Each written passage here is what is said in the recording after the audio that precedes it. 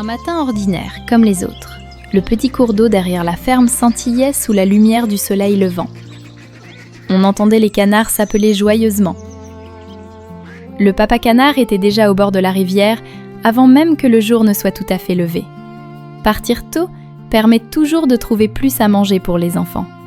Il nageait lentement, solide et calme. La maman cane appelait sa troupe à se dépêcher. Le jeune canard Dan nageait tranquillement, les écouteurs sur les oreilles. Le caneton Bob était encore absorbé par son téléphone. Les deux petits canetons Mick et Vic bâillaient encore sur la berge, à moitié endormis. Les caquettements des petits et les appels de la mère réveillèrent tout le coin de rivière. Voyant le jeune canard Dan songeur près du bord, le papa canard s'approcha. « Que se passe-t-il, mon fils ?» Dan leva les yeux vers les nuages et les oiseaux qui passaient au-dessus, puis regarda au loin, là où la rivière devenait plus large avant de rejoindre la mer.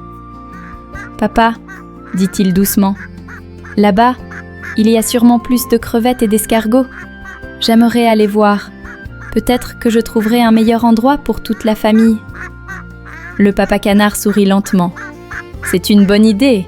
Mais la grande rivière, tu sais, a aussi un courant plus fort. Ne te précipite pas, réfléchis bien. » Mais dans son cœur, Dan était décidé. Il voulait nager plus loin, découvrir le monde, chercher plus de nourriture. Alors, il se mit en route. Le papa canard et la maman cane le regardèrent s'éloigner, son ombre disparaissant peu à peu dans l'eau bleue. Dan nagea longtemps. L'eau de la grande rivière était plus froide et les vagues plus fortes, mais il n'y avait pas beaucoup plus de crevettes ni d'escargots. Il plongea. Le fond était sombre, rien n'était visible. Il n'y avait pas le papa pour lui dire comment faire, ni la maman pour lui tendre une trouvaille, ni les rires bruyants de ses frères et sœurs. Tout était silencieux, vide, un peu triste. Dan croqua quelques herbes pour calmer sa faim. Il repensa à la petite rivière tranquille, pleine de crevettes et d'escargots, aux paroles patientes de ses parents, aux repas partagés, aux jeux de ses frères et sœurs. En voyant le soleil descendre lentement vers l'eau, il décida de rentrer. La famille était toujours au même endroit. La maman cane se tenait sur la berge, scrutant l'horizon. Les deux petits canetons s'écrièrent « Regarde, le grand frère rentre !» Le caneton Bob, fou de joie, fit un petit pas de danse sur l'eau, éclaboussant partout. Le papa canard, lui, resta calme, comme s'il savait déjà que son fils reviendrait.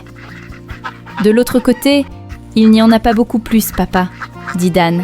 « Ce n'est pas grave, » répondit le papa canard avec un sourire doux. « L'expérience est toujours une bonne chose. » Le jeune canard Dan sourit à son tour et nagea à côté de lui. Il se dit qu'un jour, peut-être, il repartirait. Mais pour l'instant, il était heureux d'être rentré. Le soleil se couchait et la rivière se teintait d'or et de rose. La famille des canards rentrait paisiblement à la maison.